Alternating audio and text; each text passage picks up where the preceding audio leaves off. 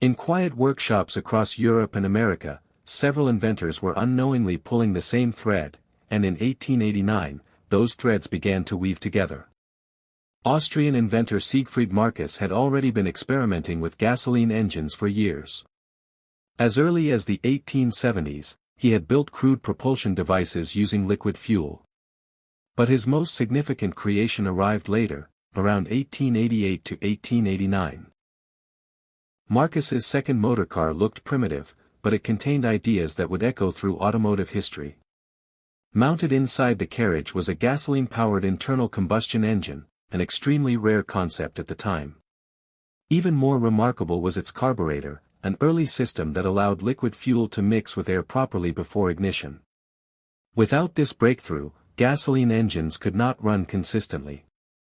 The car still resembled a horse carriage with machinery attached. Wooden wheels, simple steering, exposed mechanics. But the important part was invisible. It ran on petrol, not steam. Marcus would never mass-produce his vehicle, and history would largely forget his role, but the machine survived.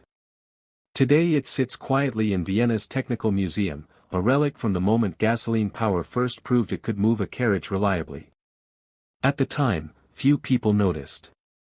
If Vienna was quiet experimentation, Paris in 1889 was spectacle.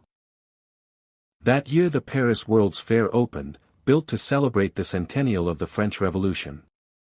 The fair introduced the world to a towering iron structure that many people thought was ugly and temporary. The Eiffel Tower. But another revolution was happening at ground level. Inventors Carl Benz and Gottlieb Daimler showcased their gasoline-powered vehicles. These machines looked strange, three-wheeled carriages, motorized carts, but they did something magical. They moved without horses. Crowds gathered around them with a mix of fascination and skepticism. Some laughed. Some predicted the end of horse transportation. Most simply stared. Among the observers was a French industrial family that had spent decades building bicycles, coffee grinders, and tools. Their name was Peugeot. Until 1889, Peugeot had experimented mostly with steam-powered vehicles. Steam technology was familiar and reliable, but it was also bulky and slow to start. At the Paris Exposition, Peugeot representatives encountered the compact Daimler gasoline engine. It was smaller, lighter, and far more practical for personal transportation. The moment changed everything. Peugeot abandoned its steam ambitions and partnered with Panhard et Levasseur, who had secured rights to produce Daimler engines in France. Within just a few years, Peugeot would begin building gasoline-powered automobiles, becoming one of the earliest car manufacturers in the world. What began as curiosity at an exhibition became a business strategy. Meanwhile, Panhard et Levasseur themselves were quietly preparing something revolutionary. Instead of building one experimental machine at a time, they planned to sell automobiles commercially.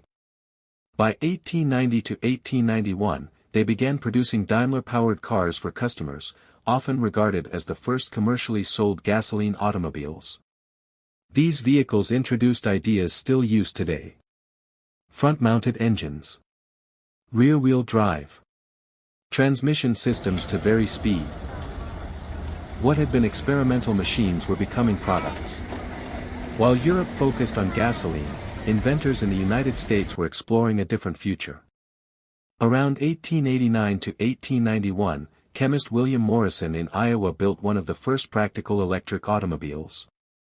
His carriage-like vehicle used batteries and electric motors instead of combustion.